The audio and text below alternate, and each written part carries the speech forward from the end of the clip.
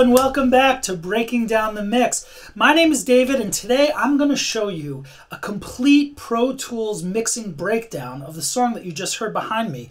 This is Chag Purim from our group Shir Soul. And don't worry, if you don't speak Hebrew or you're not Jewish, all of these tips and tricks that I'm going to teach you are going to apply to all of your mixes as well. Let's get started.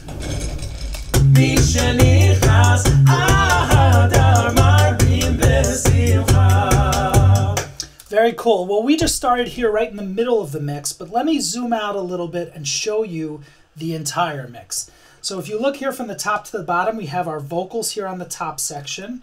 Then we have vocal percussion and assorted percussion. And at the bottom, we have more percussion. This has got a lot of percussion. This song is all about the rhythm. And I actually modeled this song after a song that I heard that really inspired me. It was by a group called Walk Off the Earth, and it was their cover of Cheerleader, where he took some random sounds on a tour bus and started clanking them against coffee cups and different things, and he made these amazing polyrhythms. And they also used these things called boom whackers, which I saw and I was like floored by it, and I thought it was the greatest thing ever. So if you want to check out that Walk Off the Earth video, I'll put a link in the description below. But let me show you the boom whackers. Here they are. Now, if you've never seen these things or heard of these things, these are called boom whackers. You see they have different colors. These are made for kindergarten classes and kids and that type of thing. But they're really fun, and also they're really musical. And Walk Off the Earth used them as their way to make their rhythms. Let me push my drink back a little bit so I can show you how they're played. You could use any surface. You're not going to damage your table or your chair. You could just... And then they have all different notes. Yeah. Here I just made a minor chord for those of you who are musically inclined. I have F, A flat, and C, and just a simple minor chord. This song is actually based on that F minor chord. Now, I only have two hands, so I want to be able to play this whole chord for you. Let me push my laptop back a little bit. I want to be able to play this whole chord for you, but I got two hands, so I've been practicing a little bit. It sounds something like this.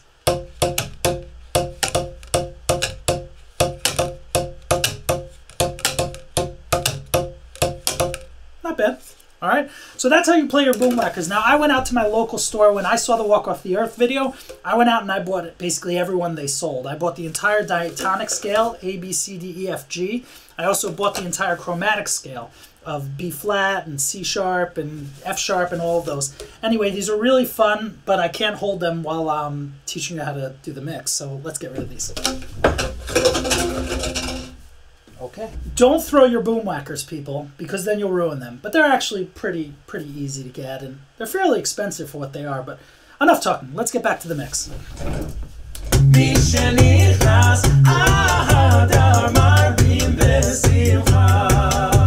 Okay, so I'm going to actually start by showing you the boom whacker section. So if you go to the beginning of this mix, right here, where are those boom whackers? Here we go. You'll recognize the sound that I just played for you.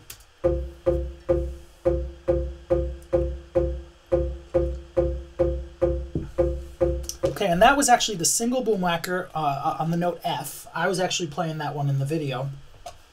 And you'll see here fairly simple processing. I just put a little bit of a Pultec EQ on it. I boosted it at a 3K fairly aggressively. I also boosted it at 10K fairly aggressively. If you check out before this Pultec, and then after,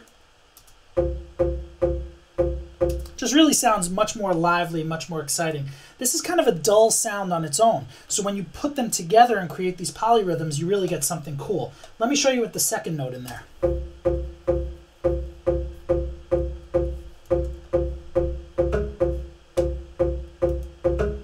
Good, that's the F with the A flat. And now let me show you with the fifth on top. Cool, so this is the beginning of the rhythm, and this is the bed that all the vocals sat on. So let me show you how we used panning to kind of create a cool stereophonic sound here. You could see here that the F note is panned to the center, the A flat is panned hard right, and the C is panned hard left. So you get like dum da dum dum dum ka dum dum da gum gum dum ka dum. You get this really cool effect of the chord. And this is much more interesting than just taking a chord like on a piano, an F minor chord, and just playing the chord or even arpeggiating it. We did it with this a cappella track with the Boomwhackers, and it really came out cool. Now, if you have any interest in hearing more about what we did in this whole Chag Purim video, I want to give you a little preview here that you could just check it out, and maybe you could watch the full video after this one. Here it is. Havana Risha Rush Rush Rush Havana Risha Rush Rush Rush Havana Risha Rush Rush Rush Barashani. Very cool. So you could see how those rhythms are kind of being used to kind of create a texture, and then the vocal sits on top of those texture. This is a cool way in a cappella, just like with vocal percussion, of creating a vocal sound that's also rhythmic. Let's get back to our mix. Cool, and then after that, the chords continued developing, and we had to add other notes to our Boomwhackers. Very cool, and what we did there, because each of us had two hands, and as you checked out in the video, there's 5 of us in the video, so that's 10 people holding things at a time. I actually made a spreadsheet of all the things that I needed held to hit, and all the hands that I had available. And what was happening was we were actually taking the things, we were passing them around. I'm calling them things, but they're really percussion instruments. And we were passing them around between our 10 hands and trying to remember who's supposed to take what at which time. It really created a fun, silly atmosphere, which is perfect for the holiday of Purim, which is later this week. So let's get back to the mix, and I'm going to show you how we added the vocals on top of that texture. So here's the lead vocal. In this case, it was Scott singing lead. Chag Purim, Chag Purim, Chag Gadol LaYehudim, Masechot, Rashanim, Shirim V'Rikudim. Good. Now, again, don't worry if you don't understand Hebrew. Don't worry if you don't understand what he's saying. He's talking about Chag Purim, talking about the holiday of Purim and what a happy day it is. And this is a very classic Purim melody, Purim song. But done with the Boomwhackers in this way, it gives it a totally new spin. Havana Risha Rush Rush Rush Havana Risha Rush Rush Rush. Again, now it starts to build. Havana Risha Rush Rush Rush Havana Risha Rush Rush Rush. Cool lower harmony. Havana Risha Rush Rush Rush And a higher harmony. Havana Risha Rush Rush Rush Havana Risha Rush Rush Rush Barashani. Good, and then we added in, after those harmonies, the bass. Havana Risha Rush Rush Rush Havana Risha Rush Rush Rush. You could see how the bass really just kind of pulls the whole thing together and gives it that bottom. I've always been a lover of bass and kick drum and all of these things, so I usually spend a lot of time getting my bass sound right before I add the other vocals on top, because between the percussion and the bass, I usually get a nice sound that drives. So here's the bass. I'm going to actually show it to you soloed.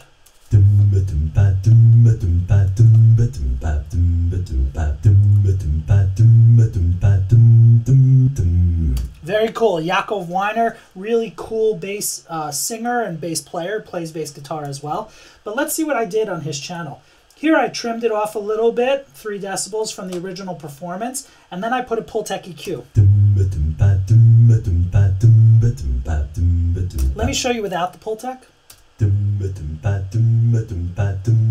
Yeah, you could really hear the difference there. Yaakov is a great bass singer, and he has a great bass sound, but this just helps him. It accentuates all the good parts of his voice. You could see here I accentuated 8 decibels here at 30 hertz. 30 hertz is really the bottom of the human hearing range. So even though you can't really hear some of these frequencies, these are really sub-frequencies, you could feel them, and they make the whole thing kind of rumble more. Good, and then on top of that, I put an LA2A compressor.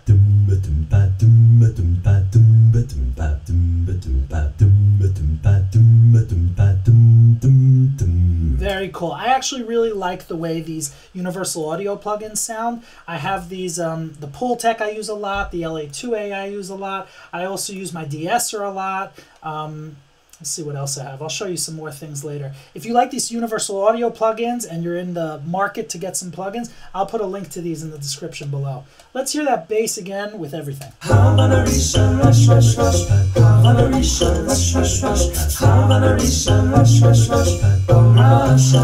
Cool. We're going to skip to a different section of the mix here just to show you how these polyrhythms really drive the song. So let me find it. Yeah, this is the section here. So those of you who know Pitch Perfect probably know the Cups song. Misha, Misha, Misha, Misha.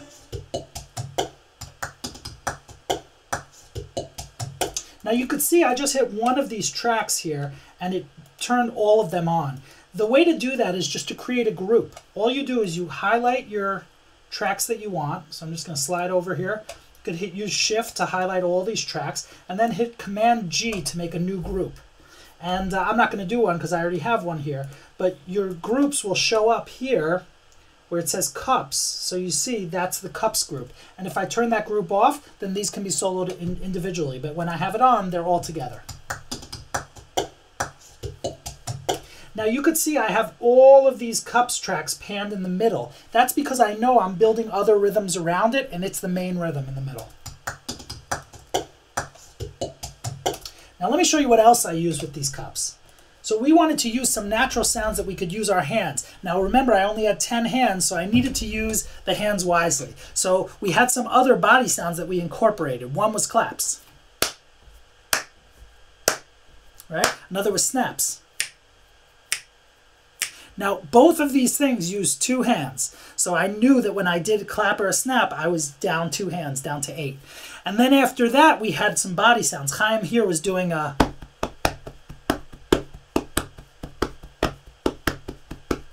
Yeah, and that's called, like, we called it the laps or the chest sound. And that really makes a cool rhythm also, but he used 2 hands for that. So if we combine the laps and the claps and the snaps, there's 6 hands used, but a very cool rhythm. Let me show you. Okay, so here's the laps I was just talking about.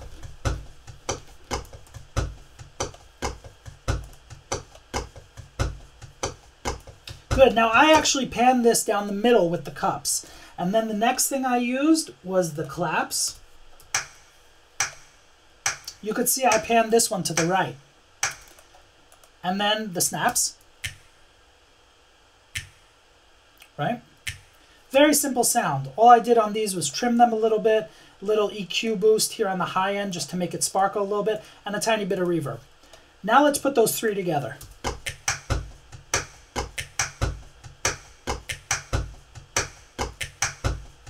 Really, really simple, but really cool. I encourage you all, when you're coming up with your mixes, when you're breaking down your Pro Tools mixes, try not to get too caught up on the fact that you need to have expensive musicians with expensive gear and they need to come to your house and you need to pay them thousands of dollars.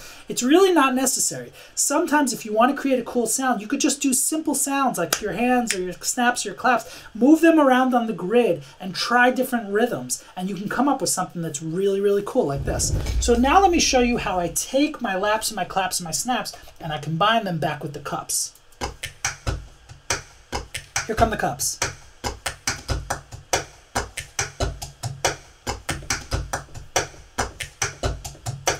All of that is the rhythm that's on the bottom for our vocals. This is an a cappella group after all. Let's turn our vocals on.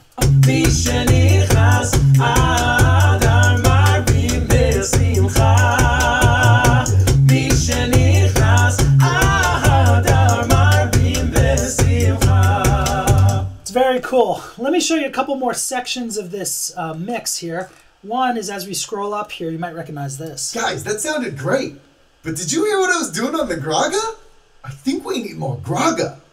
Anyone recognize that reference? If you do, I'd love to hear your comment in the description below. Let us know what you think that's from. We have another quote there later in the video. That sounded great too, guys.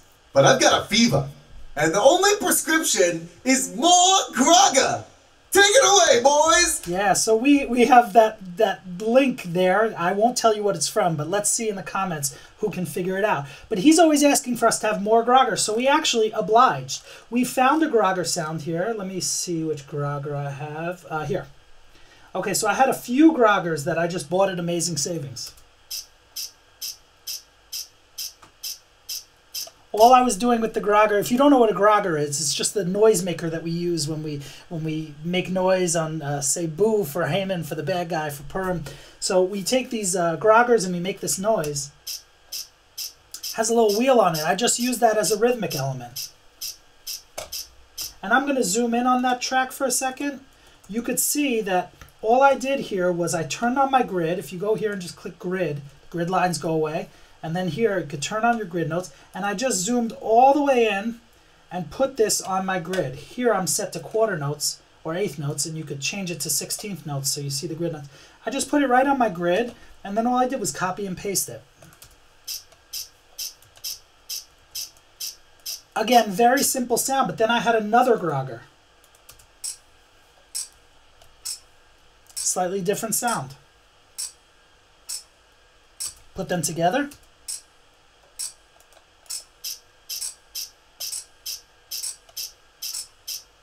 Okay, cool. And it starts to make a little bit of a rhythm. And here at the end of the song, we also incorporated some real live instruments. That's actually a ukulele that my son had, an Elmo ukulele that he had from when he was a kid. And this all kind of works with the holiday of Purim because it's fun and everyone dresses up in costumes. If you want to see that whole video to get an idea of what we're doing, just check out the link in the description below, or you can click right here as well. But I played some ukulele on the Elmo ukulele. Then I had a little toy piano.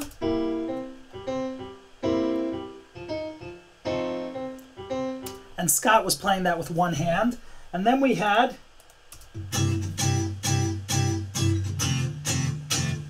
just a regular acoustic guitar, simple chords on the guitar. The cool thing about this guitar was it was actually being played by two people with two different hands.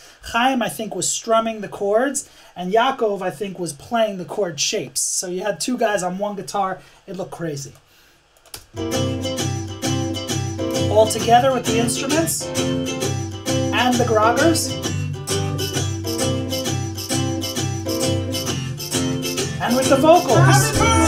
Here's with the vocals this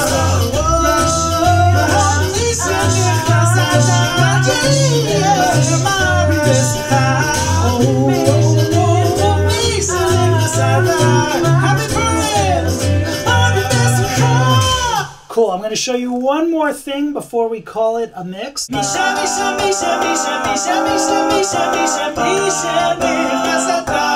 Now this section here, I'm singing the lead vocal. Here we go.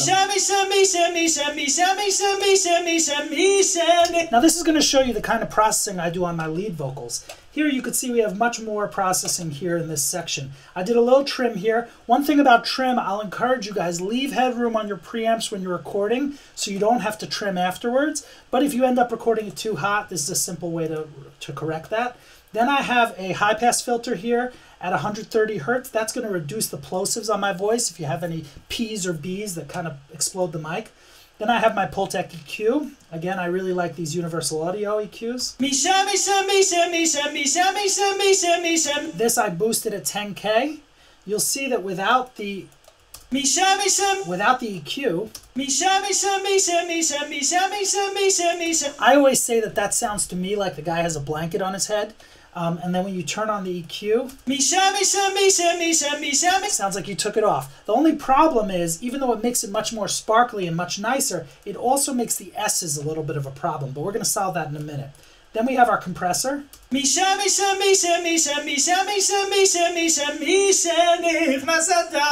the compressor really does a cool thing. It just kind of reduces the dynamic range of the whole performance. So the louder notes, those louder notes come down in the mix, where the softer notes come up a little bit. And what you end up with is something that's more consistent, which you could then boost in volume and make the whole thing appear louder. And that whole loudness really does help you in the final mix to create a sound that's punchy. The only problem is when you have this EQ and you have this compressor, what happens is as you make it louder and as you make it fuller, you also accentuate those S's. And in a song like this, where it's Misha, Misha, Misha, Misha, the SHs and the SHs are almost every second. So in this case, you really do need a good de-esser. Now I've used the Digidesign de-esser, the regular Pro Tools de-esser, it does an okay job. I find that this precision de-esser from Universal Audio really does the trick. You see it's cutting it around 7 decibels when it hits the SHs. Let me show you what it sounds like without that. And with?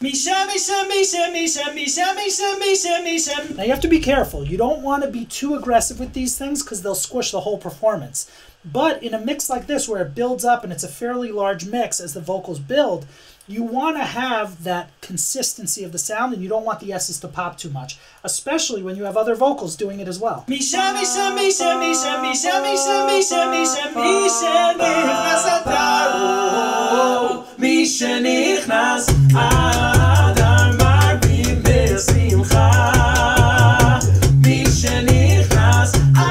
Okay, one last thing I'm going to talk about, and that is reverb.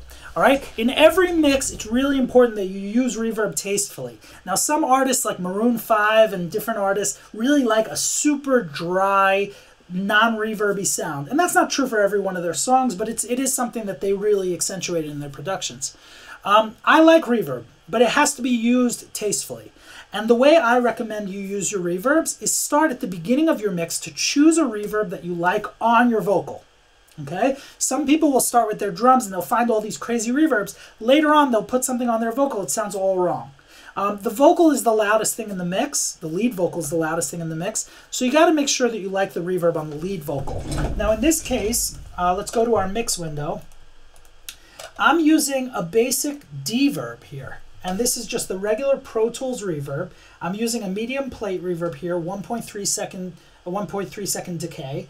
And then I'm using no pre-delay, and I cut a little bit of the highs just to reduce some of that shimmer on the end of the reverb. And I have it bust out bus 1 and 2. I just assigned this reverb to bus 1 and 2. So now as you look around my mix, as you scroll to all the tracks, you see they're all being sent to bus 1 and 2. That allows me to take that same reverb and send the tracks to it and use a portion of the reverb, however much I want. So in this track, for example, on the vocal percussion track, I have it here at minus 16 decibels. Here I have it panned to the right, at 10 decibels. Here I have it in the center at 12 decibels. And you see that every send is sending a different amount of reverb to that original reverb. And in that way, I can actually have an entire mix with one reverb, and it's a really cool sound. I'm just going to show you what that sounds like on some of the vocals here. Let's try this one.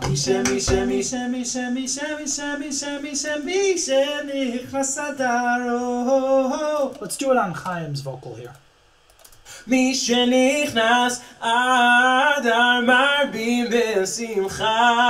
Again, don't be worried if you don't know Hebrew. Don't be worried if you don't know what he's saying. He's just talking about the happiness of the holiday and what a silly and fun day it is. Now, you may not hear a lot of reverb here, and it's pretty subtle, but let me show you what it sounds like without. Really, really different. It's really got kind of a dry, almost lifeless sound to it. You put the reverb back on.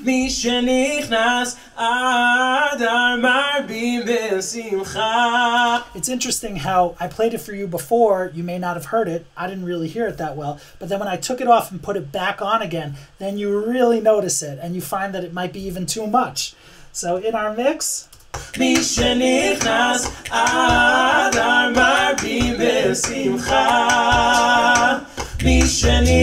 really hear it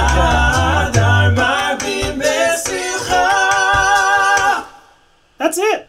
That's the mix. That's Chag Purim. That showed you a little bit of how I do my percussion, a little bit of how I treat my vocals, and a little bit of how we break down a Pro Tools mix. Now, all of these tips and tricks you should know can apply to any DAW that you're using. Some of you may use Logic or Reason, Nuendo, Digital Performer, whatever it may be.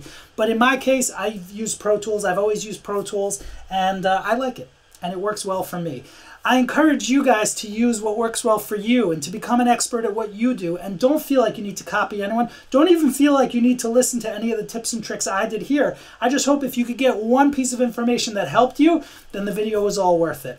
Thank you so much for joining us for this episode of Breaking Down the Mix. Don't forget to subscribe and let us know what mix you'd like us to break down for you next. If you enjoyed this video, give us a like and give us a comment below. We'd love to hear from you, and we'll see you next time. Take care.